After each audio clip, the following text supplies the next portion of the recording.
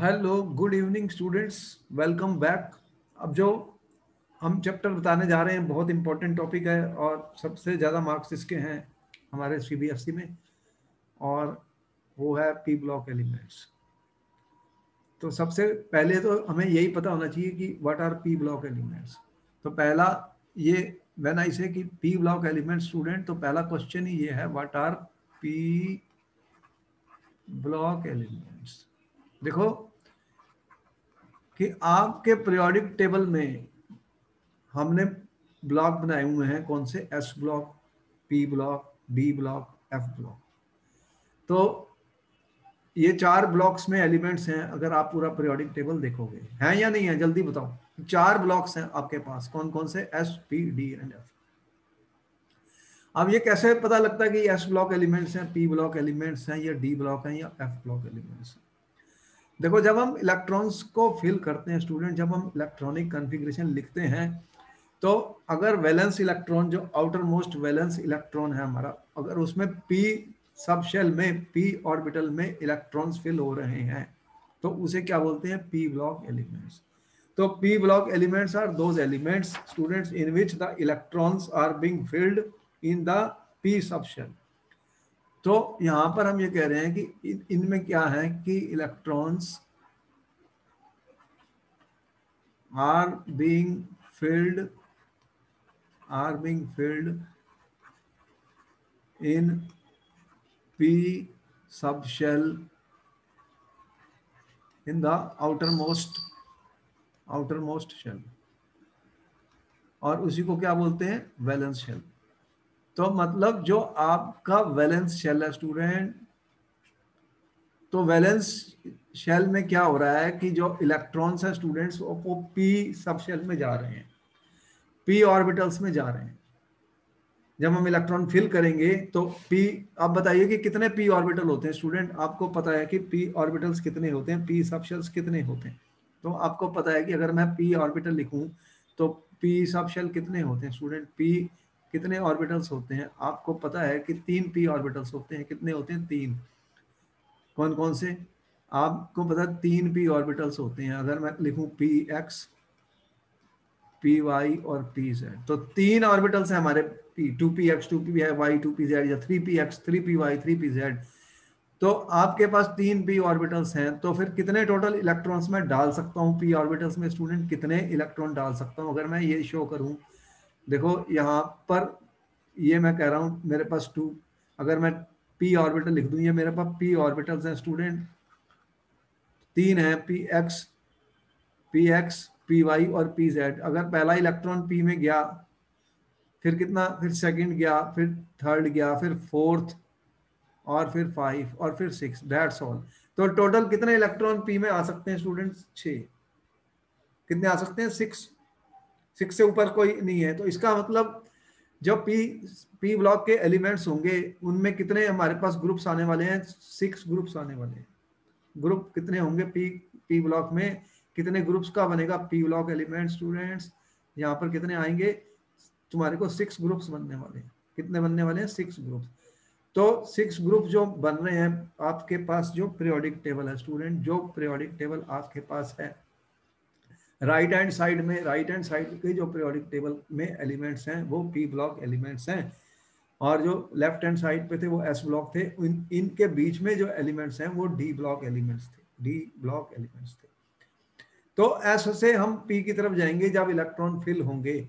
तो जब electron P orbital में फिल होने शुरू होंगे आउटर मोस्ट शेल में, तो उन्हें पी ब्लॉक एलिमेंट्स कहा जाएगा।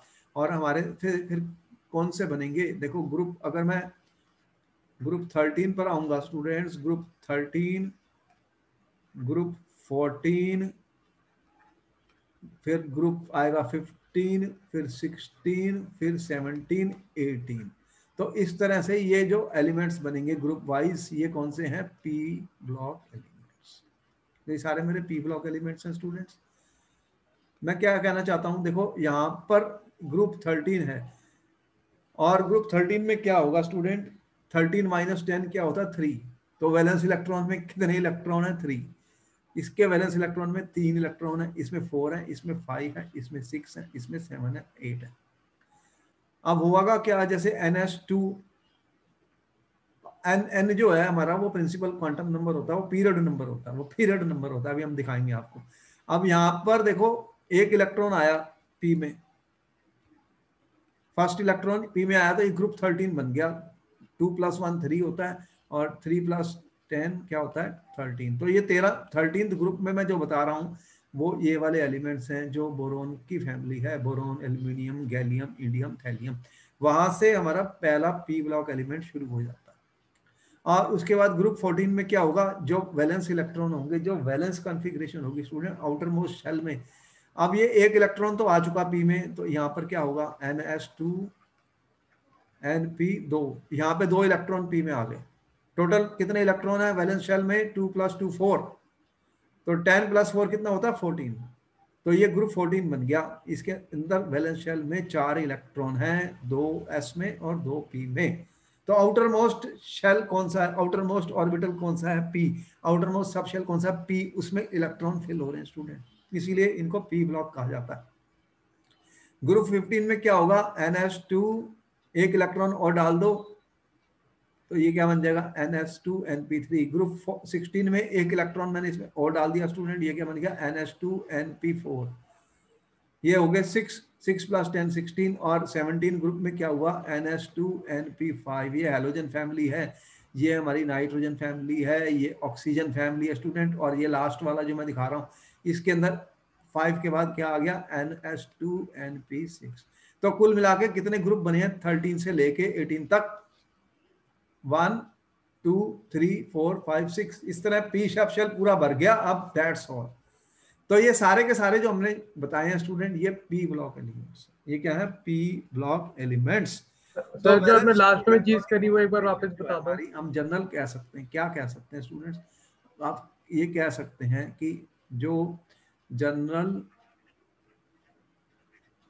वैलेंस, जनरल मैं ये कह रहा हूं जनरल जो वैलेंस शेल कौन सा होता है आउटर मोस्ट शेल।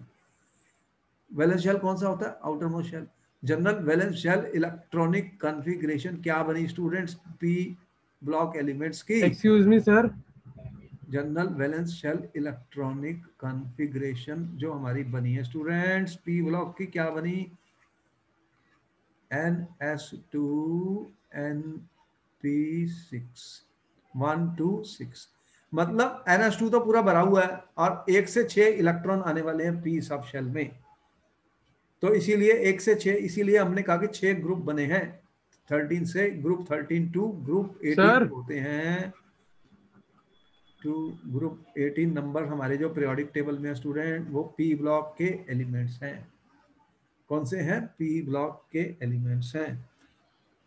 तो हीलियम सिर्फ 1s2 है। हीलियम हीलियम को फिर हम क्या करेंगे, हीलियम को रखा गया है क्योंकि उसकी प्रॉपर्टीज इनर्ट गैस के सिमिलर है। हीलियम में कोई 2p में इलेक्ट्रॉन नहीं है, तो वो फिर एक एक्सेप्शन है। जब एक्सेप्शन क्या है, एक्सेप्ट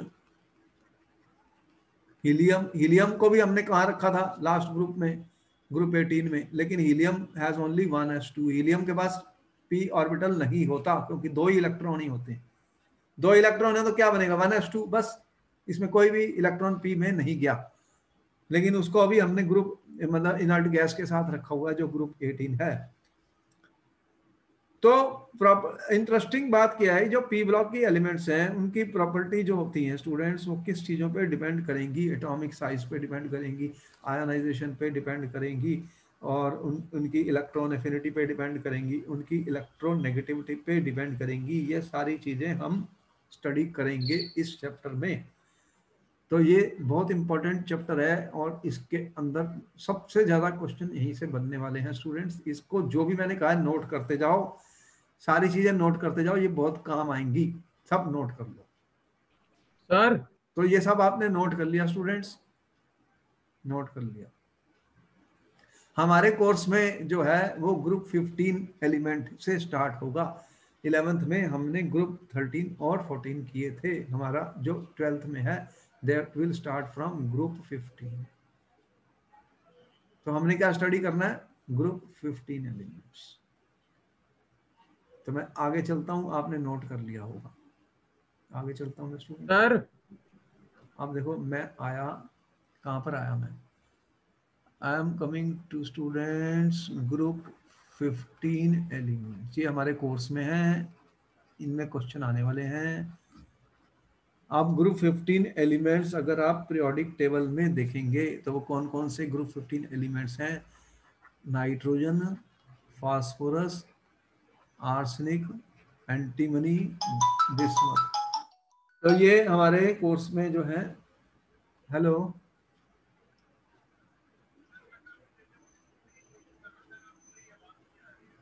नहीं आ रही, मेरे को कोई आवाज नहीं आ रही।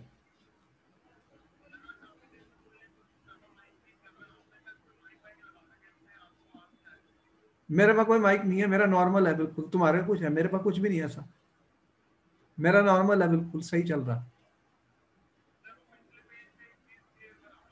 क्या?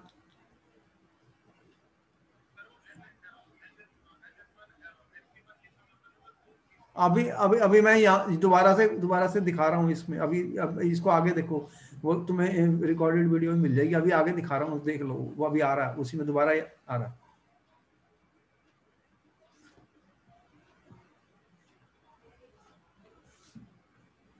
तो अब देखो कि मेरे पास है ग्रुप 15 एलिमेंट्स। हम अभी सारी इनकी इलेक्ट्रॉनिक कन्फिग्रेशन लिख के दिखाएंगे आपको, इसलिए बता रहा हूँ। जो भी आपकी डिफिकल्टीज हैं वो सारी यहाँ पे अभी सॉल्व होने वाली हैं। देखो कि कोई भी ग्रुप है, मैंने कैसे स्टडी करना है। ये ग्रुप 15 एलिमेंट्स हैं। कौन से हैं? ग्रुप 15 के एलिमेंट्स हैं। पहला एलिमेंट मैंने नाइट्रोजन बताया स्टूडेंट्स, पहला एलिमेंट मैंने नाइट्रोजन बताया, और नाइट्रोजन का जो एटॉमिक नंबर है वो कितना है स्टूडेंट? 7। इसका एटॉमिक नंबर मैंने कितना बताया? 7 बताया मैंने। अब जो नेक्स्ट एटॉमिक नंबर कैसे निकालते हैं वो भी देख लो। मैजिक नंबर्स का मैं यूज करूंगा, उससे सारे एटॉमिक नंबर निकल जाएंगे स्टूडेंट। 7 में मैं 8 ऐड करने जा रहा हूं, इसको बोलते हैं मैजिक नंबर्स। ध्यान से देखो, 7 में 8 करूंगा तो ये आ जाएगा 15। तो फास्फोरस का एटॉमिक नंबर क्या होगा स्टूडेंट्स? 15। अब 15 आ गया स्टूडेंट। अब जो नेक्स्ट मैजिक नंबर मैं ऐड करने जा रहा हूं इसमें 18। अगर मैंने 15 में 18 ऐड कर दिए तो क्या बन जाएगा? 8 3, और ये 33 बन गया एटॉमिक नंबर आर्सेनिक का स्टूडेंट्स। अब मैजिक नंबर होते हैं ये, जैसे मैं ऐड करता हूं 8 18 18, इससे मेरे को नेक्स्ट एलिमेंट के एटॉमिक नंबर पीरियोडिक टेबल में मिल जाते हैं स्टूडेंट्स। अब इसमें फिर मैं ऐड कर रहा हूं 18, तो अब क्या मिलेगा? अभी जब मैं इलेक्ट्रॉनिक कॉन्फ़िगरेशन लिखूंगा तो तुम्हें सारा समझ में आ जाएगा सर क्यों किया गया। तो 33 में मैंने 18 ऐड किया तो कितना आया स्टूडेंट? 1। ये आ गया 51। अब जो नेक्स्ट मैजिक नंबर है स्टूडेंट उसे 32 होता है, वो भी हम आपको दिखाएंगे क्यों हमने ऐसे ऐड किए थे। तो अब ये कितना आ जाएगा? ये बिस्मथ का एटॉमिक नंबर कितना हो गया स्टूडेंट्स? 2 + 1 हो गया 3, ये 83 आ गया। ये मैंने क्या दिखाया? Magic numbers. देखो इनको नोट कर लो, तो आपको रिकॉर्डेड वीडियो भी मिल जाएगी, सारा देख लेना। मैजिक नंबर्स का यूज करता हूं मैं एटॉमिक नंबर्स निकालने के लिए। याद करने से अच्छा है कि उसे लर्न कर लो, उसे सीख लो। तो मैजिक नंबर ऐड करके क्या हुआ? हमें एटॉमिक नंबर मिल गए। अब देखो कि सबसे बड़ी जो चीज होती है कहीं भी, वो हमें ये एलिमेंट्स पता लग गए इस ग्रुप के स्टूडेंट। इस ग्रुप के एलिमेंट्स का पता लग गया, इनका एटॉमिक नंबर भी मैंने लिख दिया। अगर मैं इनके अक्रेंस की बात करूं कि मतलब ये कैसे अकर होते हैं, कैसे अकरेंस होती है, इनकी अकरेंस कैसे होती है, तो आपको पता है कि 78% बाई वॉल्यूम है नाइट्रोजन इन अर्थ क्रस्ट। तो मॉलिक्यूलर नाइट्रोजन जो है वो है कितनी है? 78% बाई वॉल्यूम। नाइट्रोजन बहुत ज्यादा है एयर में, आपके एयर में 78% बाई वॉल्यूम नाइट्रोजन है। तो और यहाँ पे अर्थ क्रस्ट में क्या है, जैसे कुछ ऐसे कंपाउंड्स होते हैं NaNO3। NaNO3 का नाम आपको पता है, ये इंपॉर्टेंट कंपाउंड है, जैसे सोडियम नाइट्रेट कहा गया है। ये इसे बोलते हैं चाइल्ड साल्ट पीटर। इसको क्या बोलते हैं? Child salt Peter. और एक कंपाउंड लिख रहा हूं स्टूडेंट्स, इसका नाम है KNO3। तो ये कौन सा है? Potassium nitrate. इसको बोलते हैं साल्ट पीटर। साल्ट पीटर कहा जाता है। तो नाइट्रोजन आपको कहाँ मिल रही है? एक तो एयर में बहुत ज्यादा नाइट्रोजन गैस है, और ये मैंने जो लिखे हैं कंपाउंड जो हमारे अर्थ क्रस्ट में होते हैं, ये साल्ट पीटर और चाइल्ड साल्ट पीटर इनमें भी होती है। और ये प्रोटीन्स, जितने भी प्रोटीन्स आप खाते हो स्टूडेंट्स, प्रोटीन्स जो होते हैं उनमें भी नाइट्रोजन होती है। अमीनो एसिड्स का नाम आपने सुना है, तो जितने प्रोटीन्स हैं उसके अंदर भी नाइट्रोजन प्रेजेंट है, नाइट्रोजन प्रेजेंट है। और जहां तक फास्फोरस का सवाल रहा, तो फास्फोरस मिनरल्स में मिलता है। मिनरल्स होते हैं स्टूडेंट, क्या होते हैं? मिनरल्स होते हैं। मिनरल्स में फास्फोरस होता है। तो जैसे कैल्शियम फास्फेट आपने सुना है, तो मिनरल्स होते हैं। फास्फोरस जो है मिनरल्स है, मिनरल्स में फास्फोरस अवेलेबल है, जैसे कि Ca3PO4, ये मिनरल्स होते हैं, हमारे अर्थ में पाए जाते हैं। कैल्शियम फॉस्फेट और इस तरह के मिनरल्स हमें मिलते हैं। और इनके साथ में होता है CaX2। CaX2, X एक हेलोजन है विच कैन बी FCl और इवन OH। तो इस तरह से ये कंपोनेंट्स हैं। फॉस्फेट रॉक्स भी होती हैं, फॉस्फेट रॉक्स भी होती हैं, ये सब मिलती हैं हमें अर्थ के अंदर, अर्थ क्रस्ट में मिलती हैं। तो फास्फोरस हमारे एक एसेंशियल कंस्टिट्यूएंट है एनिमल और प्लांट मैटर में। आपके बॉडी में भी फास्फोरस होता है। आपको पता है फास्फोरस जो है आपके बोन्स में प्रेजेंट है स्टूडेंट, एनिमल्स की बोन्स में भी है। तो फास्फोरस फास्फो प्रोटीन्स होती हैं, फास्फो प्रोटीन्स होती हैं, they are present in milk and eggs also. Arsenic, antimony और बिस्मथ जो होते हैं मेनली सल्फाइड मिनरल्स में मिलते हैं। आर्सेनिक एंटीमनी कहाँ मिलते हैं? सल्फाइड मिनरल्स में। आर्सेनिक, एंटीमनी और बिस्मथ ये मेनली सल्फाइड ओर्स होती हैं जो उनके अंदर पाए जाते हैं। They are available in sulphide minerals. तो ये एक अकरेंस के बारे में मैंने बताया, कोई बहुत इंपॉर्टेंट नहीं है, सिर्फ इसमें दो इंपॉर्टेंट क्वेश्चन बने पेपर के लिए। ये कई बार पूछा गया, जो what is child salt Peter क्या होता है। देखो इसका फार्मूला पूछा गया पेपर में। क्या पूछा गया? ये वाला कंपाउंड। चाइल्ड साल्ट पीटर कौन सा? NaNO3। और साल्ट पीटर कौन सा? KNO3। ये दोनों पूछे गए। साल्ट पीटर, कि साल्ट पीटर क्या होता है। और चाइल्ड वाला जो चाइल्ड में होता है, ये कंट्री का नाम है। तो ये दोनों के फार्मूले में पता होने चाहिए। कभी कभी ऐसे क्वेश्चन भी पेपर में पूछे जाते हैं, इसलिए इनके बारे में बताया गया। अब मोस्ट इंपॉर्टेंट बात जो मैं बताने जा रहा हूं, जो हमें आनी चाहिए। कोई भी क्वेश्चन हम तब आंसर कर सकते हैं इनऑर्गेनिक में जब हमें इलेक्ट्रॉनिक कॉन्फ़िगरेशन पता लग जाती है। देखो हमें इलेक्ट्रॉनिक कॉन्फ़िगरेशन के बारे में पता होना चाहिए कि कैसे लिखनी है इलेक्ट्रॉनिक कॉन्फ़िगरेशन। देखो अब हम बनाएंगे, इसको लर्न कर लेना बहुत इंपॉर्टेंट है। How to write the electronic configuration of these elements. अब इसका प्रोसीजर मैं बताता हूं। देखो ये जो नाइट्रोजन है, ये कौन से पीरियड को बिलोंग करता? ये सेकंड पीरियड का एलिमेंट है। कौन से पीरियड का एलिमेंट है? सेकंड पीरियड का। तो नाइट्रोजन का एटॉमिक नंबर मैंने लिखा 7। अगर पीरियोडिक टेबल देखूंगा, पहले पीरियड में कौन सा है? हाइड्रोजन और हीलियम रखा तुमने। सेकंड में क्या है? Hydrogen, lithium, beryllium, boron, carbon, nitrogen, oxygen, fluorine, neon. ये सेकंड पीरियड में है सारे। तो नाइट्रोजन तो सेकंड पीरियड में है। अगर सेकंड पीरियड में होता है तो n की वैल्यू कितनी होती है स्टूडेंट सेकंड पीरियड के लिए? 2। n क्या है? प्रिंसिपल क्वांटम नंबर, मतलब जो आउटर मोस्ट शेल होगा, आउटर मोस्ट शेल होगा स्टूडेंट्स, उसमें n की वैल्यू कितनी है? 2। और इनकी general electronic configuration valence shell मैंने क्या बताई थी? अब देख लो दोबारा से, क्या बताई स्टूडेंट्स? NS2 NS2 NP6,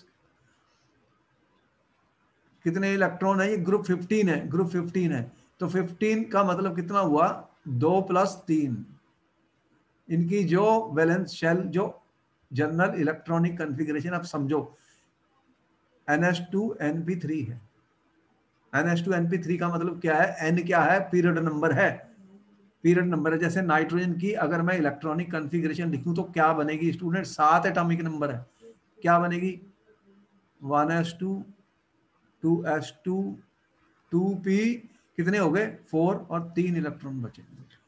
तो ये इलेक्ट्रॉनिक कॉन्फ़िगरेशन है नाइट्रोजन की। इसमें कोई डाउट है? इसमें कोई डाउट है? तो ये 2 क्या है? ये 2 जो था इसका पीरियड नंबर था स्टूडेंट्स, पीरियड नंबर था। ये देख रहे हो 2। तो जो 2 पीरियड नंबर है वो इसके वैलेंस पे आ गया। जनरल, जब मैंने जनरल वैलेंस इलेक्ट्रॉन कॉन्फ़िगरेशन बताई तो वो ये बताई। ग्रुप 15 का मतलब कितना है, वैलेंस शेल में कितने इलेक्ट्रॉन होंगे, 3 + 2 5। ये ग्रुप 15 है। क्या लिखा मैंने, ग्रुप 15 का मतलब क्या होता है। अब मैं कह रहा हूं कि ये ग्रुप 15 है, तो 10 माइनस कर दूं तो कितना बचेगा, 5। तो इसके वैलेंस शेल में कितने इलेक्ट्रॉन है, 3 + 2 5। कितने, 3 + 2 5। समझ में आया कि 2 और 3 5, 5 इलेक्ट्रॉन है इसके वैलेंस शेल में, यहाँ पे दिख रहे हैं। ये इनर, ये वैलेंस वाला, तो इसको मैं ऐसे भी लिख सकता था। कैसे लिख सकता था, देखो इलेक्ट्रॉनिक कॉन्फ़िगरेशन लिखना सीख लो, बहुत इंपॉर्टेंट होता है। हीलियम का एटॉमिक नंबर कितना होता है, 2, ये इनर्ट गैस है। और कितना फिर बाद में कितने आए हैं, 2s2 2p3। इस तरह से ये इलेक्ट्रॉनिक कॉन्फ़िगरेशन मैंने किसकी लिखी है, नाइट्रोजन की। क्या दिखा रहा हूं, क्या सिखा रहा हूं, how to write the electronic configuration. जो प्रॉपर्टीज होंगी हमारी फिजिकल और एटॉमिक, वो इलेक्ट्रॉनिक कॉन्फ़िगरेशन से डिपेंड करती हैं स्टूडेंट, इसलिए उसको लर्न किया जाता है। एस ऑर्बिटल देख रहे हो कंप्लीटली फिल्ड है, और पी ऑर्बिटल हाफ फिल्ड है। इसमें पी में 3 इलेक्ट्रॉन है, सभी में, सभी के अंदर। अब मैं कह रहा हूं कि मुझे फास्फोरस की इलेक्ट्रॉनिक कॉन्फ़िगरेशन लिखनी है स्टूडेंट। ये थर्ड पीरियड का एलिमेंट है। अब ध्यान से देखो कौन सा पीरियड है इसमें, थर्ड पीरियड। अब मैं इसकी कैसे बनाऊंगा, देखो नेक्स्ट इनर्ट गैस एलिमेंट कौन सा होता है हीलियम के बाद, हीलियम के बाद आता है, हीलियम के बाद कौन सा इनर्ट गैस एलिमेंट आता है स्टूडेंट, हीलियम नियोन। अगर मैं इसमें 8 जमा कर दूं तो क्या बनेगा, 10 नियोन। ये इनर्ट गैस है। मैं किसकी इलेक्ट्रॉनिक कॉन्फ़िगरेशन, फास्फोरस की लिख रहा हूं। तो फास्फोरस के लिए ये इनर्ट गैस बन गया। अब थर्ड पीरियड के लिए मैं क्या करूंगा, मैं लगा दूंगा 3s2 और 3p3। ये कितने हो गए, 10 + 2 12 + 3 15, 15 इलेक्ट्रॉन पूरे हो गए। तो ये इलेक्ट्रॉनिक कॉन्फ़िगरेशन किसकी मैंने लिखी, फास्फोरस की। अब देखो सभी के केस में क्या हो रहा है, आउटर मोस्ट में एस में 2 पी में 3, इसमें भी एस में 2 पी में 3। तो ये किसकी इलेक्ट्रॉनिक कॉन्फ़िगरेशन बन गई, फास्फोरस की। अब मैं लिखता हूं आर्सेनिक की लिखनी है। देखो आर्सेनिक की कैसे लिखूंगा, ये फोर्थ पीरियड का एलिमेंट है। कौन से पीरियड का एलिमेंट है स्टूडेंट, फोर्थ पीरियड का। अब इसके बाद में नेक्स्ट इनर्ट गैस एलिमेंट कौन सा आता है स्टूडेंट, आपके पीरियोडिक टेबल में हीलियम नियोन आर्गन। आर्गोन आता है। देखो आर्गोन का एटॉमिक नंबर कितना है स्टूडेंट्स, 18। और अब अगर मैं इसका फोर्थ पीरियड है तो 4s2 और 4p3 इलेक्ट्रॉन लिखे। अब कितने बन गए, 18 + 2 20 + 3 23। लेकिन इसका तो 33 एटॉमिक नंबर है। अब क्या हो गया कि 3d ऑर्बिटल में 10 इलेक्ट्रॉन आ गए स्टूडेंट। 3d वाला शुरू हो गया, 3d में 10 आएंगे। अब देखो पूरे इलेक्ट्रॉन गिन के देख लो, पूरे 33 हो गए। कितने, 18 20 30 और 33। अब 33 इलेक्ट्रॉन्स पूरे हो गए। तो ये मैंने इलेक्ट्रॉनिक कॉन्फ़िगरेशन लिख दी, किसकी लिख दी स्टूडेंट, ये कौन सा था, आर्सेनिक। देखो जो पीरियड नंबर है वो लास्ट में मैं लिख रहा हूँ 4s2 4p3। एन की वैल्यू क्या है यहाँ पर, period number, period number. Antimony कौन से पीरियड का एलिमेंट है पीरियोडिक टेबल में, इसे बोलते हैं फिफ्थ पीरियड का एलिमेंट है। और इसके बाद कौन सा इनर्ट गैस एलिमेंट आता है स्टूडेंट, हीलियम नियोन। आर्गोन के बाद आता क्रिप्टॉन। इसके अंदर 18 ऐड कर दूं तो ये आता 36। तो इसका एटॉमिक नंबर है 36 स्टूडेंट्स। और फिर ये फिफ्थ पीरियड का मतलब क्या हुआ, मैंने लगाया 5s2 और 5p3।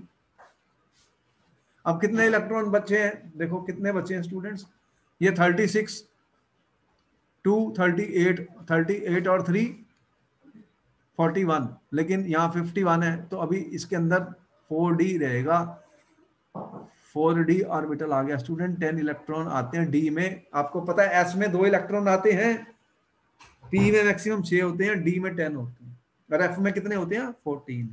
एफ में कितने होते हैं, 14। तो ये सबसे आसान तरीका है स्टूडेंट्स इनकी इलेक्ट्रॉनिक कॉन्फ़िगरेशन को लर्न करने का। क्या लर्न कर रहे हैं हम, इलेक्ट्रॉनिक कॉन्फ़िगरेशन। तो इनकी इलेक्ट्रॉनिक कॉन्फ़िगरेशन को लर्न करने का ये सबसे आसान तरीका बता रहा हूँ, ये बिल्कुल समझ लो और इसको नोट कर लो अपनी कॉपी पर। अब मैं 6th पीरियड पर आ गया। बिस्मथ 6th पीरियड का एलिमेंट है स्टूडेंट, ग्रुप 15 है, ये सारे ग्रुप 15 के एलिमेंट्स हैं। पी ब्लॉक एलिमेंट्स कह रहा हूं क्योंकि आउटर इलेक्ट्रॉन जो है वैलेंस में पी सब शेल में जा रहा है। किस में जा रहा है? पी सब शेल में। आज 6th पीरियड का मतलब नेक्स्ट इनर्ट गैस एलिमेंट बताओ इसका। हीलियम, नियॉन, आर्गोन, क्रिप्टॉन के बाद आता है जीनॉन स्टूडेंट्स। और जीनॉन का एटॉमिक नंबर कितना होता है स्टूडेंट्स? 54। 18 ऐड करोगे तो 54 आएगा। अब जो ये एलिमेंट तुम कह रहे हो सर ये 6th पीरियड का है, तो इसके लास्ट में कौन से आने वाले हैं? 6s2 और 6p3। अब देखो कितने इलेक्ट्रॉन हुए हैं, कितने इलेक्ट्रॉन हुए हैं स्टूडेंट्स? 54 के में 2 ऐड करो 56 और 3 ऐड करो 59, लेकिन यहाँ पर तो 83 है स्टूडेंट्स। अब इसका मतलब इसमें डी और एफ ऑर्बिटल भरने वाले हैं, डी और एफ भरने वाले हैं। तो अगर मैं 5d10 लिख दूं, अब कितने इलेक्ट्रॉन कम रह गए? 54 प्लस 10 64, 66 69, तो अभी 14 इलेक्ट्रॉन की कमी है, तो इसलिए यहाँ पे 4f आ जाता है। तो इसकी इलेक्ट्रॉनिक कॉन्फ़िगरेशन में f भी आ गया और d भी आ गया स्टूडेंट्स। तो ये हमने लिख दी इलेक्ट्रॉनिक कॉन्फ़िगरेशन ग्रुप 15 एलिमेंट्स की। पहले यहां तक नोट कर लो, फिर आगे चलता हूं। तो हमने क्या लिखा? ग्रुप 15 एलिमेंट्स की इलेक्ट्रॉनिक कॉन्फ़िगरेशन को सीख लिया कैसे लिखना है। बहुत इंपॉर्टेंट पॉइंट है कि देखो पहले वाले जो है ना, इनमें देखो यहाँ पे देखो इसमें कोई भी डी नहीं है, कोई भी डी नहीं है। यहाँ से डी शुरू हो गया, डी भी भर गया, डी भी भरा, यहाँ पर एफ भी भरा, बिस्मथ में एफ भी भरा। इनको नोट कर लो पहले, फिर आगे चलते हैं। इनको नोट कर लो स्टूडेंट्स, फिर आगे चलते हैं।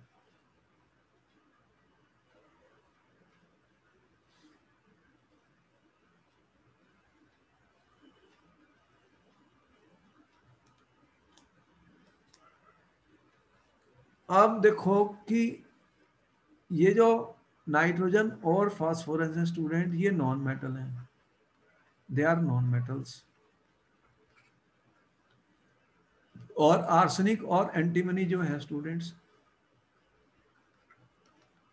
ये मेटलॉइड्स हैं। और बिस्मथ जो है स्टूडेंट वो मेटल है। तो मतलब आप जैसे जैसे ग्रुप के नीचे जाते हो तो मेटेलिक करेक्टर बढ़ता रहता है। ये जब नीचे आप किसी भी ग्रुप के जाते हैं, यहाँ पे ग्रुप 15 था, तो मैं नीचे जा रहा हूं तो मेटेलिक करेक्टर इंक्रीज हो रहा, देख रहे हो, और नॉन मेटेलिक करेक्टर डिक्रीज हो रहा है। ऊपर से नीचे नॉन मेटेलिक करेक्टर डिक्रीज हो रहा है, मेटेलिक करेक्टर बढ़ रहा है student. As you go down the group metallic character is increasing. तो आपका मेटेलिक करेक्टर इंक्रीज कर रहा है, इंक्रीजिंग। और नॉन मेटेलिक करेक्टर जो है वो क्या हो रहा है? Metallic character is increasing, non metallic character is decreasing. Nitrogen और फास्फोरस नॉन मेटल्स होते हैं स्टूडेंट, ये दोनों मेटलाइड्स हैं। और उसके नीचे क्या हुआ कि ये जैसे मैं नीचे गया स्टूडेंट तो क्या हुआ, ये मेटेलिक हो गया। बिस्मथ मेटेलिक है, बिस्मथ जो है वो मेटेलिक हो जाता है। तो ये इंटरेस्टिंग बात है कि ग्रुप 15 में देखो, ग्रुप 1 और ग्रुप 2 में तुमने कहा ये तो सारे मेटल हैं जी, पर यहाँ तो आपको क्या मिल रहा? नॉन मेटल, मेटलॉइड्स और मेटल्स, तीनों टाइप के एलिमेंट्स मिल रहे हैं। तो पी ब्लॉक के अंदर आपको तीनों टाइप के एलिमेंट्स मिलेंगे, मेटल्स, मेटलॉइड्स और नॉन मेटल्स। ऊपर वाले एलिमेंट हमेशा नॉन मेटल होते हैं, जैसे ही नीचे जाते हो तो वो मेटेलिक होते जाते हैं। इसको भी नोट कर लो स्टूडेंट्स, फिर आगे चलते हैं। देखो ऐसे क्वेश्चन जो पेपर में आए हैं उनके बारे में यहाँ डिस्कशन होता रहेगा, और तुम इसको बहुत ध्यान से सुनो। हम इसकी वीडियो रिकॉर्डिंग भी भेज देंगे, जिससे कोई डाउट होगा उसको फिर सुन लेना। ये बहुत इंपॉर्टेंट टॉपिक है, इसमें बहुत क्वेश्चन आने वाले पेपर में। इनऑर्गेनिक है, इनऑर्गेनिक में क्या होता है कि क्वेश्चन आते हैं और उनको हमें एक्सप्लेन करना पड़ता है, तो हमें बेसिक कंसेप्ट पता होनी चाहिए। जहां पर एक्सेप्शंस होती हैं वो हम बताएंगे, वहां पे भी इंपॉर्टेंट क्वेश्चन बनते हैं, इंपॉर्टेंट क्वेश्चन बनते हैं। पहले इसको नोट कर लो, सारा नोट करते जाओ, फिर हम आगे चलते हैं। ये इलेक्ट्रॉनिक कॉन्फ़िगरेशन बहुत इंपॉर्टेंट होती है, इनसे बहुत सारे क्वेश्चन सॉल्व हो जाएंगे। तो हमें ये सीखनी है, कैसे भी हो इसको सीखना पहले जरूरी है कि how to write the electronic configuration of element. Students we must learn it. आपको पता लग गया child saltpetre NaNO3, saltpetre का फार्मूला KNO3। इंपॉर्टेंट है, कई बार इन्होंने पूछा पेपर्स में इसका फार्मूला।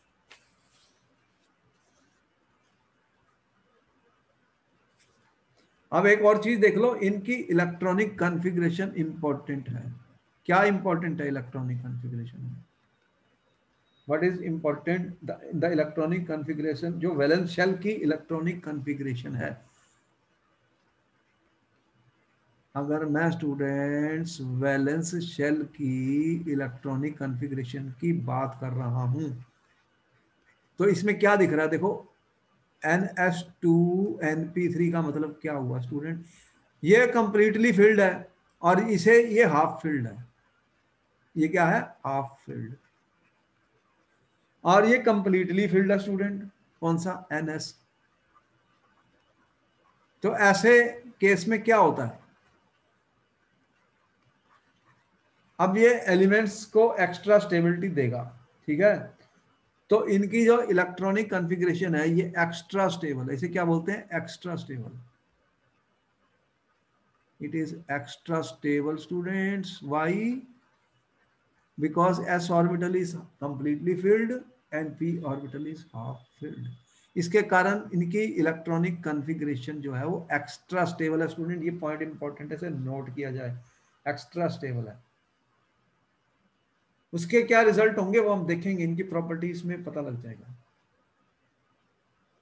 क्योंकि पी में कितने हैं? पी में 3 है, तो 3 पी शेल थे तो हाफ फिल्ड हो जाता। तो हमने पढ़ा था वांड्स रूल, और वो पढ़ा था मैक्सिमम मल्टीप्लिसिटी का रूल, आपको पता है ये एस है और यहाँ पे पी है स्टूडेंट्स।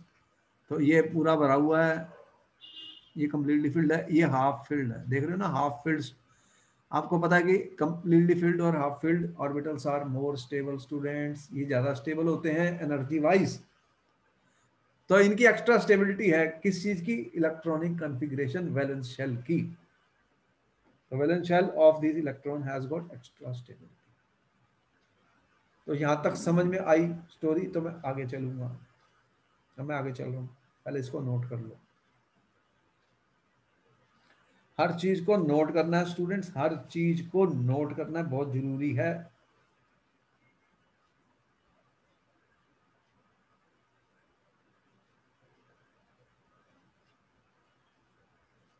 हर पॉइंट को नोट करना है, तभी हमें समझ में आएगा। ये बहुत इंपॉर्टेंट है, इनऑर्गेनिक बहुत इंपॉर्टेंट चीज है स्टूडेंट, इसको लर्न करना, हमें लर्न करना, बहुत ध्यान से सब चीजें लर्न करनी है। इससे हमें सारे क्वेश्चंस के आंसर एग्जाम में मिल जाएंगे स्टूडेंट, ये बहुत इंपॉर्टेंट है। Okay then I will proceed further. हम अभी तक यहाँ थे, आगे चलते हैं। अब देखो जो मेन चीज हम स्टडी करने जा रहे हैं स्टूडेंट, बहुत इंपॉर्टेंट बात बता रहा हूँ, वो है trends. Trends in their atomic physical. हम क्या लर्न करेंगे? हम लर्न कर रहे हैं trends in atomic and physical properties. Students क्या लर्न करने जा रहे हैं? जितनी भी एनसीईआरटी किताब है मैं सारी की सारी डी कोड कर दूंगा, सारे की सारी वर्ल्ड बाय वर्ल्ड बता दूंगा तुम्हें। आपकी एनसीईआरटी की सारी किताब यहाँ पर डी कोड हो जाएगी, वर्ड बाय वर्ड सारा कुछ बता देंगे, कौन से क्वेश्चन आ रहे हैं, कैसे आ रहे हैं। बस तुम्हें समझना है, सुनना है ध्यान से। अपने नोट्स हैं, कोई शॉर्टेज रह जाएगी तो वीडियो मिल जाएगी, उसको देख लेना आराम से। तो ट्रेंड्स क्या होते हैं एटॉमिक और फिजिकल प्रॉपर्टीज के? जिस टाइप के क्वेश्चन आए हुए हैं वो सारे यहाँ पर डिस्कस किए जाएंगे। अब मैं सबसे पहली जो बात कर रहा हूँ, इलेक्ट्रॉनिक कॉन्फ़िगरेशन तो हमने सीख ली, इलेक्ट्रॉनिक कॉन्फ़िगरेशन मैंने लिख ली सभी एलिमेंट्स की, वो आपको आ गई। तो अब क्या करेंगे? अब सबसे इंपॉर्टेंट बात वो क्या पूछते हैं? एटॉमिक। सबसे पहली प्रॉपर्टी कौन सी फिजिकल प्रॉपर्टी बता रहे हैं? Atomic and ionic radii. Atomic and ionic radii students. तो हमारे बुक में एक टेबल दी हुई है, एनसीईआरटी किताब में एक टेबल दी हुई है जिसमें उसने वैल्यूज दी है इनकी कोवलेंट रेडियस की। क्या वैल्यू दे रखी है स्टूडेंट? इनकी वैल्यू दे रखी है, एक कोवलेंट रेडियस की वैल्यूज दे रखी है। उसने क्या दिया हुआ? Covalent radius. कोवलेंट रेडियस की वैल्यू दी हुई है पिकोमीटर में। पिकोमीटर एक यूनिट है रेडियस का। तो कोवलेंट इसलिए क्योंकि ये नॉन मेटल्स हैं, तो ज्यादातर ये कोवलेंट कंपाउंड्स बना रहे हैं, कोवलेंट कंपाउंड्स बना रहे हैं, तो इनके कोवलेंट रेडियस हमने दिए हैं आपकी बुक में। तो सबसे पहला तो ये है कि देखो हम चल रहे हैं नाइट्रोजन, फास्फोरस, आर्सेनिक है, फिर एंटीमनी है, फिर बिस्मथ है। अब देखो कि नाइट्रोजन से मैं एंटीमनी तक जाऊंगा ऐसे, तो साइज इनके इंक्रीज होंगे या डिक्रीज होंगे, हम ये पूछ रहे हैं। सबसे पहला तो क्वेश्चन यही है कि how will the atomic and ionic radii change, कैसे चेंज होंगे डाउन द ग्रुप। ये ऊपर से नीचे चल रहा हूं डाउन द ग्रुप, तो डाउन द ग्रुप क्या होगा स्टूडेंट? साइज बढ़ेंगे या कम होंगे? पहला क्वेश्चन तो यही है, बताओ कि डाउन द ग्रुप अगर मैं जाऊंगा तो एटॉमिक साइज बढ़ेंगे या कम होंगे स्टूडेंट्स? तो हम ये कह सकते हैं कि जैसे जैसे मैं नीचे जाता हूं नए शेल ऐड होते रहते हैं। क्या होते हैं? नए शेल ऐड होते रहते हैं, तो इसलिए इनका साइज बढ़ना चाहिए। So down the group in general, मैं कह रहा हूं इन जनरल, इन जनरल मैं ये कह रहा हूं student, down the group in general covalent and ionic radii will increase. Covalent and ionic radii increases due to addition of new shells, addition of new shells। तो नए shell add होते जा रहे हैं, नए शेल ऐड होते जा रहे हैं, तो उसका रिजल्ट क्या होगा? जैसे मैं नीचे जा रहा हूं, पीरियड का नंबर बढ़ रहा है, पीरियड का नंबर बढ़ रहा है, एन की वैल्यू बढ़ रही है, एन की वैल्यू तुमने देखी है पिछली स्लाइड में, एन की वैल्यू बढ़ रही है, तो उससे क्या होगा? देखो हमने यहाँ पे शो ही किया, ये देखो ये क्या हुआ, ये सेकंड पीरियड का एलिमेंट है, ये थर्ड पीरियड का, ये फोर्थ का, ये फिफ्थ का, सिक्स्थ का, तो नए शेल ऐड हो रहे हैं। आप देख रहे हो नए शेल ऐड हो रहे हैं, यहाँ पे 2s2p था, यहाँ पे 3s3p, तो ये तो सब भरे हुए अंदर, तो शेल ऐड होते जा रहे हैं, शेल ऐड होते जा रहे हैं, नीचे जाते हैं शेल ऐड होते जा रहे हैं स्टूडेंट्स। तो जब शेल ऐड हो जाएंगे तो क्या होगा? हम ये कह रहे हैं इनका साइज बढ़ता जाएगा, बढ़ेगा, चलो बढ़ा। लेकिन एक खास पॉइंट देखने वाला है, अगर बुक में मैं वैल्यूज को देखूं स्टूडेंट, अगर मैं वैल्यूज को देखूं तो वैल्यूज में मेरे को जो वैल्यू दे रखी है, यहाँ पे 70 दे रखी है आपकी बुक में, यहाँ पर 110 दे रखी है, और यहाँ पे 121 दे रखी है, यहाँ पे 141 दे रखी है स्टूडेंट, और यहाँ पे 148 दे रखी है। ये पिकोमीटर है, ये पिकोमीटर में दिए हुए हैं स्टूडेंट, कोवलेंट रेडियस है। तो हमें जो कोवलेंट रेडियस मिले हैं स्टूडेंट, देखो ऐसे ये वैल्यूज हैं, ये जो रेडियस की वैल्यू मिली हुई है बुक के अंदर, ऐसी वैल्यू दे रखी है उसने, कोवलेंट रेडियस की वैल्यूज हैं ये। किसकी वैल्यू मैंने बताई है? कोवलेंट रेडियस की। अब एक प्रॉब्लम शुरू हो गई, क्या दिख रहा है यहाँ पर कि नाइट्रोजन से फास्फोरस में कितनी इंक्रीज हुई है साइज में? 70 टू 40। देखो एक पॉइंट नोट करने वाला है, यहाँ पे क्वेश्चन पूछा जाएगा। क्या मैंने कहा? From nitrogen to phosphorus there is a large increase in covalent radius, in covalent radius,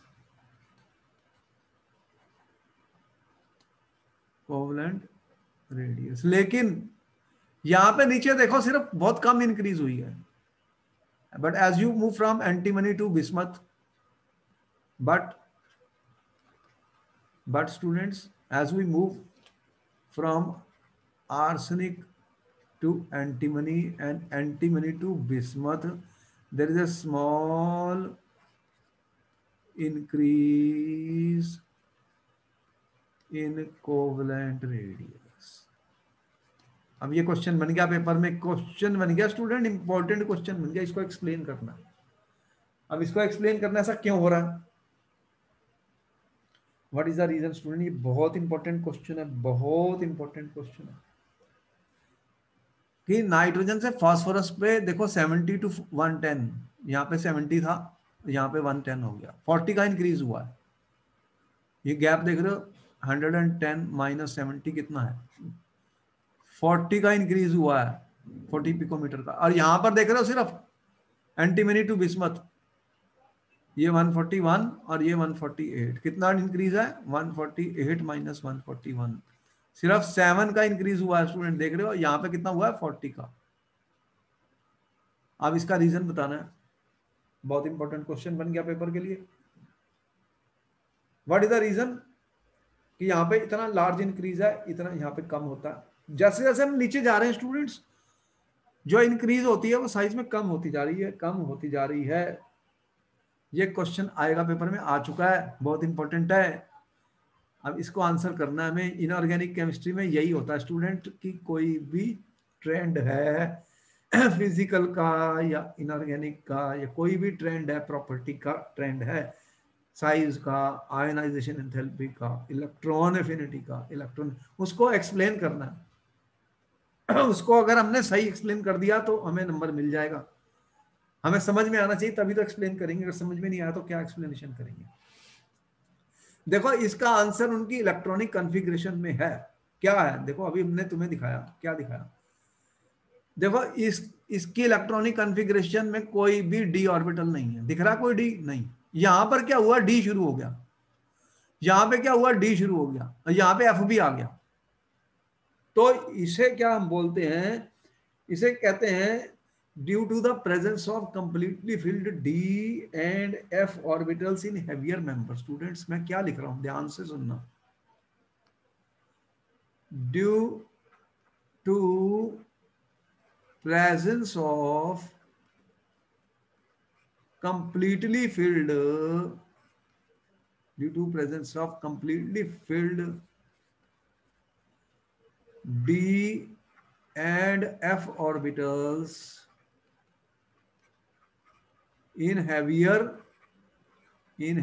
elements,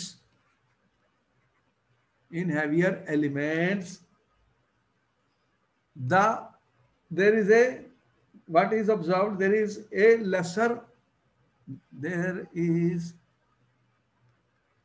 very less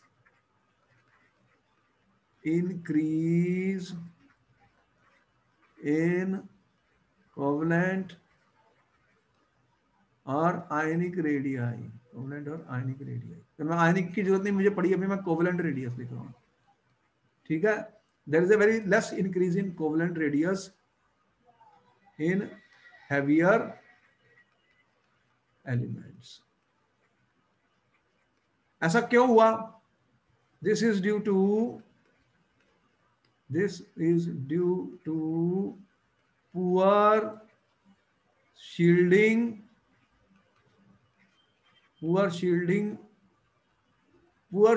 of d and f orbitals।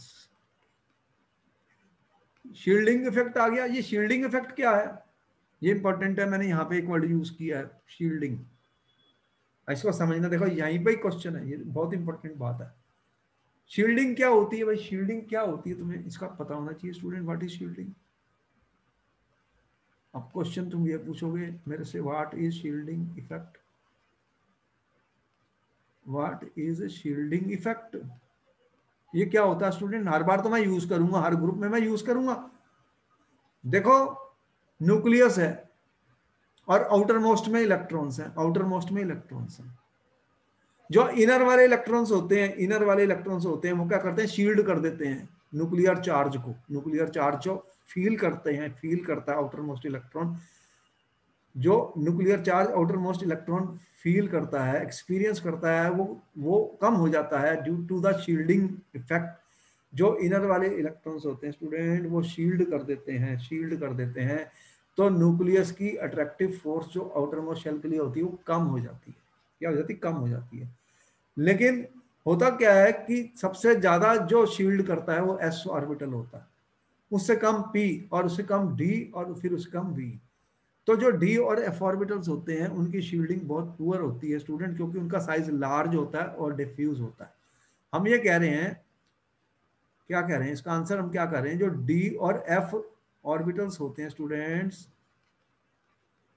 ये लार्ज होते हैं साइज में और डिफ्यूज होते हैं, इनका साइज बड़ा है और ये डिफ्यूज है, तो ये पुअर शील्डिंग करते हैं, ये पुअर शील्डिंग करते हैं किसकी, जो न्यूक्लियस और आउटर इलेक्ट्रॉन में फोर्स है होने वाली है उसमें शील्डिंग पुअर होती है। तो फिर जो आउटर मोस्ट इलेक्ट्रॉन होगा उसको शील्डिंग पुअर है तो वो ज्यादा अट्रैक्ट होगा किसकी तरफ, न्यूक्लियस की तरफ। जब कोई चीज न्यूक्लियस की तरफ अट्रैक्ट होगी तो उसका साइज छोटा होना शुरू हो जाएगा, क्या होगा, छोटा हो जाएगा। तो उसके कारण क्या होता है कि जितनी इंक्रीज होनी चाहिए थी उससे कम इंक्रीज हुई, उससे कम इंक्रीज हुई, इसी को शील्डिंग इफेक्ट कहा जाता है। ये हमेशा ही आएगा जहां पर डी और एफ ऑर्बिटल कंप्लीटली फिल्ड हो जाएंगे स्टूडेंट्स। तो शील्डिंग जो होती है उसका इफेक्ट इस तरह से होता है, सबसे ज्यादा शील्डिंग एस ऑर्बिटल करता है, फिर पी है, फिर डी है, फिर एफ है। ये ऑर्डर है शील्डिंग का, इसको नोट कर लो स्टूडेंट्स। इसके बेस पे हम एक्सप्लेन कर सकते हैं ये सारा, इसी के बेस पे मैं सारा एक्सप्लेन कर रहा हूँ कि शील्डिंग इफेक्ट जो होता है एस ऑर्बिटल का, सबसे एस ऑर्बिटल की शेप स्फेरिकल सिमेट्रिक है, आप अपनी बुक्स में देखना स्टूडेंट्स, वो न्यूक्लियस को बहुत अच्छे तरीके से शील्ड कर लेते हैं। तो वो जो न्यूक्लियर अट्रैक्टिव होती है वो कम एक्सपीरियंस होती है आउटर मोस्ट को, लेकिन पी देखा 3 पी ऑर्बिटल हैं डंबल शेप्ड के, डी जो है वो डबल डंबल के हैं और बड़े हैं, एफ उससे भी ज्यादा मतलब वो होते हैं डंबल्स, तो वो लीक कर जाती है न्यूक्लियर अट्रैक्टिव फोर्स। तो न्यूक्लियर अट्रैक्टिव फोर्स फिर ज्यादा एक्सपीरियंस होती है आउटर मोस्ट इलेक्ट्रॉन्स को, जिसके कारण वो उसका साइज थोड़ा कम इंक्रीज होता है, क्योंकि इलेक्ट्रॉन इलेक्ट्रॉन रिपल्शन से साइज बढ़ता है और न्यूक्लियस अपनी तरफ इलेक्ट्रॉन को खींचता है जिससे साइज कम होता है। तो ये शील्डिंग इफेक्ट का कारण है।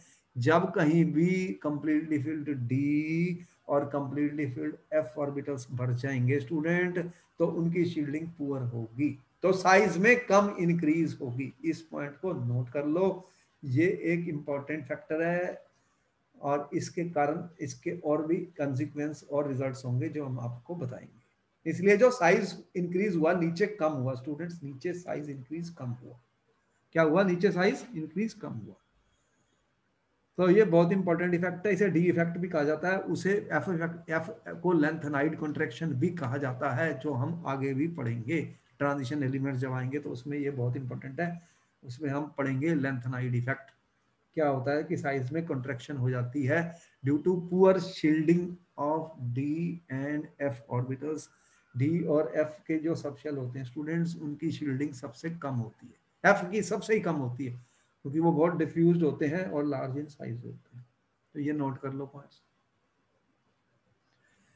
आगे चलेंगे, पहले इसको नोट कर लो, ये बहुत इंपॉर्टेंट क्वेश्चन था इसलिए मैंने दिया इसको। देखो मैं इसका कलर चेंज कर रहा हूँ क्योंकि ये इंपॉर्टेंट इफेक्ट है स्टूडेंट। ये शील्डिंग इफेक्ट के बारे में मैंने बताया, ये बहुत इंपॉर्टेंट है, ये बहुत इंपॉर्टेंट है स्टूडेंट। जहाँ कहीं भी कंप्लीटली फिल्ड डी और एफ शेल होंगे स्टूडेंट्स, ये इंपॉर्टेंट है।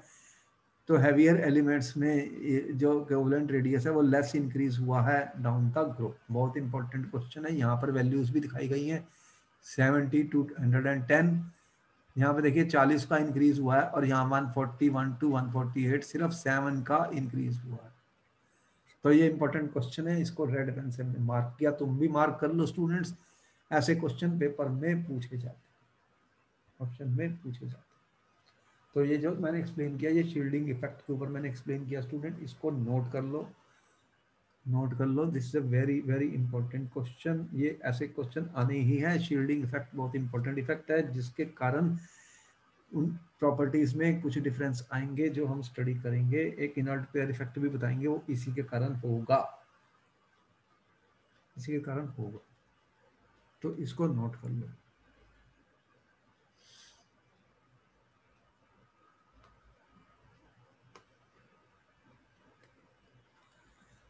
We will proceed further students, you will note down this.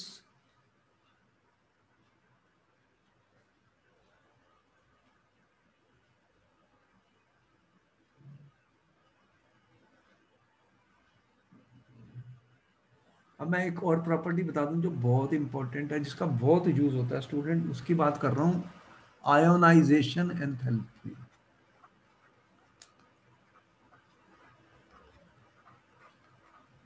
What is ionization enthalpy student? क्या होती है आयोनाइजेशन एंथैल्पी?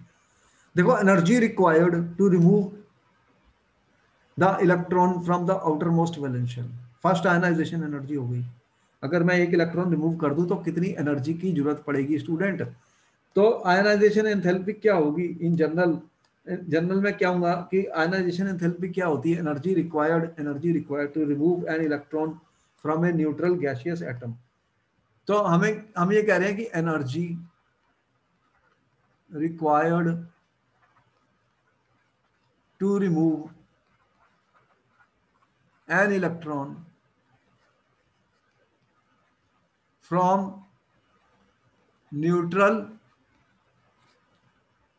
Gaseous atom. तो आपके पास न्यूट्रल गैसियस एटम है, उसमें आपने एनर्जी देनी है तब इलेक्ट्रॉन निकलेगा स्टूडेंट, तब उसमें से इलेक्ट्रॉन निकलेगा, हम ये कह रहे हैं।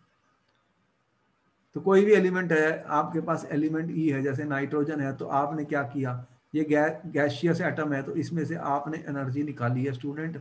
तो इसमें एनर्जी देनी पड़ेगी इलेक्ट्रॉन को निकालने के लिए। फर्स्ट आयनाइजेशन एंथैल्पी का मतलब पहला इलेक्ट्रॉन निकला। तो आपके पास कॉन्फ़िगरेशन क्या है? NH2 NP3।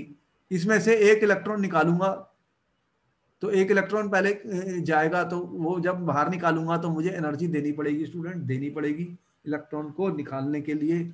उसे ही आयनाइजेशन एंथैल्पी कहते हैं। तो यूजुअली हम ये कह सकते हैं कि आयनाइजेशन एंथैल्पी जो होगी स्टूडेंट, वो इनवर्सली प्रोपोर्शनल टू किसके होगी? किसके इनवर्सली प्रोपोर्शनल होगी student ionization enthalpy? Atomic size के। अगर एटम का साइज बढ़ जाएगा स्टूडेंट्स, तो मैं कह सकता हूं जो आउटर इलेक्ट्रॉन है वो न्यूक्लियस से ज्यादा दूर हो गया, तो लूज हो गया, वो लूज हो गया तो उसको निकालना ज्यादा आसान होगा। तो जिसका साइज बड़ा होगा उसकी आयनाइजेशन एंथैल्पी कम होगी। तो नीचे जाते हुए तुम कह रहे हो साइज बढ़ रहे हैं, तो अगर नीचे जाते हुए साइज बढ़ रहे हैं स्टूडेंट्स, तो आयनाइजेशन एंथैल्पी डिक्रीज करेगी। तो हम ये एक जनरल स्टेटमेंट में कह सकता हूं, जनरल, कि डाउन द ग्रुप क्या होगा student? Ionization enthalpy decreases due to increase in atomic size. तो आपका एटम का साइज बढ़ गया स्टूडेंट, तो साइज बढ़ गया तो आयनाइजेशन एंथैल्पी क्या हो जाएगी? कम हो जाएगी। लेकिन क्योंकि नीचे जो साइज कम इंक्रीज हुआ था, ऊपर ज्यादा इंक्रीज हुआ था, तो नीचे की जो वैल्यूज हैं स्टूडेंट्स, उनमें कम चेंज है और ऊपर ज्यादा चेंज है। ऊपर ज्यादा आयनाइजेशन एंथैल्पी में चेंज आएगी। तो जैसे कि अगर मैं आयनाइजेशन एंथैल्पी की वैल्यूज जो होती है स्टूडेंट, किलो जूल पर मोल में दी जाती हैं। ये एक यूनिट है किसका? आयनाइजेशन एंथैल्पी का। तो अगर मेरी बुक में अगर वैल्यूज देखी जाएं तो उससे कुछ पता लगेगा। नाइट्रोजन, फास्फोरस, आर्सेनिक, एंटीमनी और बिस्मथ जैसे हैं, तो इनकी अगर वैल्यूज फर्स्ट आयनाइजेशन की बात की जाए, फर्स्ट का मतलब पहला इलेक्ट्रॉन को निकालने के लिए कितनी एनर्जी लगी, यहाँ पे है 1402, ये किलो जूल पर मोल में होती है स्टूडेंट। ये 1012 है, और यहाँ पर वैल्यू देख रहे हो 947 है, और यहाँ पर 834 है स्टूडेंट्स, और यहाँ पर 703 है। तो आप देख रहे हैं कि जैसे नीचे जाते हैं तो आयनाइजेशन एंथैल्पी कम हो जाती है, क्योंकि एटम का साइज बढ़ जाता है स्टूडेंट, बढ़ जाता है। तो नाइट्रोजन, और लेकिन यहाँ पर आपको फिर देखा कि ये जो हुई है, सबसे ज्यादा इंक्रीज देखो यहाँ पे हुई है, ये 200 के करीब इंक्रीज हुई है, और यहाँ पे देखो कम हुई है, ये 50 कितना 60 के करीब होगी, और यहाँ पर उससे भी कम हुई है। तो यहाँ 70-80 हुई है या कम हुई है। तो इंक्रीज नीचे नीचे जो आयनाइजेशन एंथैल्पी कम डिक्रीज हुई है, क्योंकि साइज के इनवर्सली प्रोपोर्शनल है। तो इसका साइज सबसे छोटा है और इसकी आयनाइजेशन एंथैल्पी सबसे ज्यादा है नाइट्रोजन की। आप देख रहे हैं स्टूडेंट, जहां पर हमने दिखाया था कि डी और एफ इफेक्ट शुरू हो गए थे, डी और एफ ऑर्बिटल कंप्लीटली फिल हो गए थे हैवियर में, तो वहां पर आपको जो डिक्रीज दिखी है वो कम दिखी है, क्योंकि ये inversely proportional to atomic size है। जितना बड़ा एटॉमिक साइज उतनी आयनाइजेशन एंथैल्पी कम। अब देखो कि फर्स्ट आयनाइजेशन एंथैल्पी की मैंने बात की है स्टूडेंट्स। अब ये ग्रुप 15 के एलिमेंट्स थे, और अगर मैं ग्रुप 14 के एलिमेंट से कंपेयर करूं, तो ग्रुप 14 में इलेक्ट्रॉनिक कॉन्फ़िगरेशन क्या है? NH2 NP2, इनकी क्या है NH2NP3, NH2 इनकी क्या है स्टूडेंट्स, NH2 इनकी क्या बताई हमने NP3। तो किसकी आयनाइजेशन, फर्स्ट आयनाइजेशन एंथैल्पी किसकी ज्यादा होने वाली है, ग्रुप 14 की या ग्रुप 15 की? ग्रुप 15 में ये एक्स्ट्रा स्टेबिलिटी बताई तुम्हें, हाफ फील्ड है, ये एक्स्ट्रा स्टेबल कॉन्फ़िगरेशन है। ग्रुप 15 की एक्स्ट्रा स्टेबल कॉन्फ़िगरेशन है, वैलेंस शेल की extra stable valence shell configuration है स्टूडेंट। वैलेंस शेल कॉन्फ़िगरेशन क्या है, एक्स्ट्रा स्टेबल है। तो अगर कोई चीज एक्स्ट्रा स्टेबल होती है तो उसकी आयनाइजेशन एनर्जी ज्यादा होगी ग्रुप 14 से। तो इनकी आयनाइजेशन एंथैल्पी जो ग्रुप 15 की है स्टूडेंट, वो मोर देन ग्रुप 14 एलिमेंट से ज्यादा है, क्योंकि ग्रुप 14 का हाफ फील्ड नहीं है पी ऑर्बिटल, तो ये ज्यादा स्टेबल कॉन्फ़िगरेशन है, इससे इलेक्ट्रॉन को निकालना ज्यादा मुश्किल है, ज्यादा एनर्जी देनी पड़ेगी। इसलिए ग्रुप 15 की जो आयनाइजेशन एंथैल्पी है ग्रुप 14 से ग्रेटर है, ग्रुप 14 से ग्रेटर है स्टूडेंट्स। तो ये हमने आपको जो वैल्यूज बताई ये सब आयनाइजेशन एंथैल्पीज हैं, इसको भी नोट कर लो, क्वेश्चन इस पे भी आए हुए हैं। हमें सिर्फ जो भी हमें क्वेश्चन है उसको एक्सप्लेन करना है इनऑर्गेनिक में, उसका आंसर हमें देना है। आंसर देने के लिए कोई प्रॉपर्टी हम यूज करेंगे स्टूडेंट, कोई बेसिक कंसेप्ट यूज करेंगे, इसलिए आप इनको समझ लीजिए, इनको लर्न करना जरूरी है स्टूडेंट, लर्न कर लीजिए, इसको नोट कर लीजिए स्टूडेंट्स, इसको भी नोट कर लीजिए, ये सारी चीजें नोट कर लीजिए, बहुत इंपॉर्टेंट क्वेश्चंस हैं स्टूडेंट, बहुत ही इंपॉर्टेंट बातें मैंने बताई हैं, ये सब क्वेश्चन आए हुए। तो अब फिर मैं ये लेक्चर यहाँ खत्म हो रहा है, फिर हम आपको मिलेंगे नेक्स्ट क्लास में स्टूडेंट। तो नेक्स्ट क्लास में हम आपको इसके आगे और बताएंगे, ये बहुत इंपॉर्टेंट चैप्टर है, इसमें से सबसे ज़्यादा मार्क्स पी ब्लॉक के हैं, तो इसलिए हमें पी ब्लॉक को बहुत अच्छी तरह करना है, इसमें बहुत ही इंपॉर्टेंट क्वेश्चंस बनेंगे बोर्ड के पेपर में, और इसको मास्टर करना बहुत जरूरी है। इसका स्कोरिंग बहुत अच्छा होता है क्योंकि इसके आंसर हमें पता होते हैं, आसानी से हम बोर्ड में लिख सकते हैं। कोई न्यूमेरिकल नहीं बता रहे, कोई न्यूमेरिकल तो दे नहीं रहे इसमें, बस इसके तो आंसर हमें आने हैं जो हमने लिखने पेपर में। तो गुड नाइट स्टूडेंट्स, फिर मैं मिलता हूँ नेक्स्ट लेक्चर में, आपको हम इनकी वीडियो रिकॉर्डिंग भेज देंगे, कोई चीज़ मिस हो गई है तो आप उसमें देख लेना आराम से।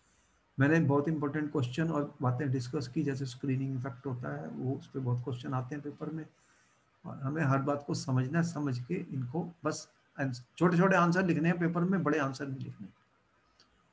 Alright, good night students.